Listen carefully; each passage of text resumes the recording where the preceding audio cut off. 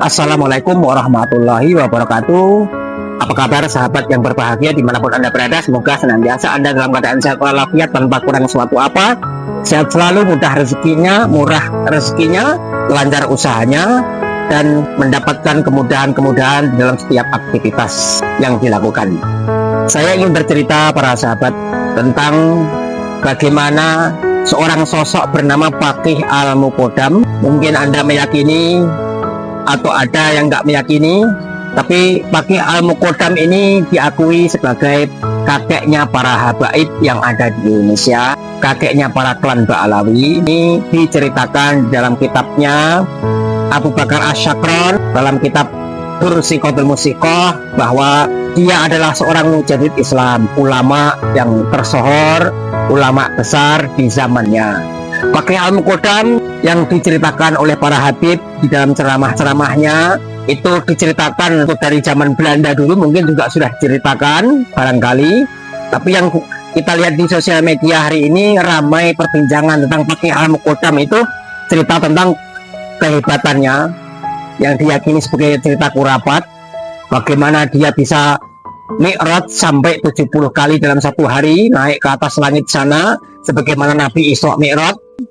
Dalam berbagai pertemuan di dalam ceramahnya para habaib yang ada di Indonesia, dari beberapa orang yang melakukan penelitian mengkaji kitab-kitab dari manuskrip para ulama-ulama terdahulu, ternyata sosok Faqih Al-Muqaddam yang diceritakan oleh Abu Bakar Asyakron itu adalah sosok yang ahistoris, tidak terverifikasi di dalam kitab manapun.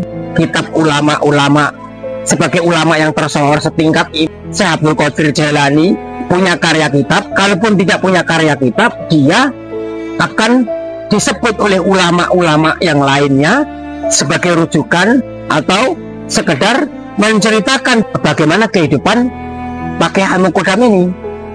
Tetapi ternyata tidak ada nama Faqih Al-Muqaddam di dalam baik itu kitab nasab ataupun kitabnya para ulama yang ada di zaman itu, sehingga menimbulkan pertanyaan, jangan-jangan Faqih Al-Muqaddam ini sosok yang fiktif atau ahistoris, di dalam sejarah tidak disebutkan, tidak ada, hanya berdasar atas keterangan dari Abu Bakar Asyakron. Ini sesuatu yang mencengangkan karena para habaib dan para pengikutnya meyakini tidak cuma cucu Rasulullah yang hebat, yang bisa memberikan syafaat, tidak cuma sebagai wali, tapi juga mujahid Islam, ulama yang tersohor, tidak kalah dengan Syekh Abdul Qadir Jailani.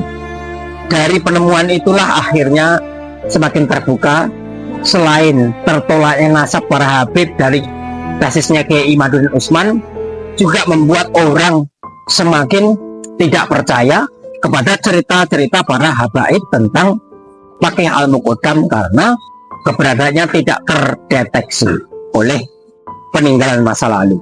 Kalau ulama-ulama yang tersohor semuanya ada peninggalannya, baik itu kitab karyanya, baik itu dijadikan sebagai riwayat yang diceritakan oleh ulama-ulama yang menulis kitab di zaman itu.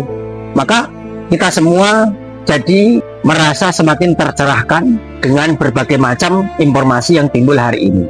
Para muhibin tentunya melihat informasi semacam ini, jangan Anda kemudian emosional terlebih dahulu.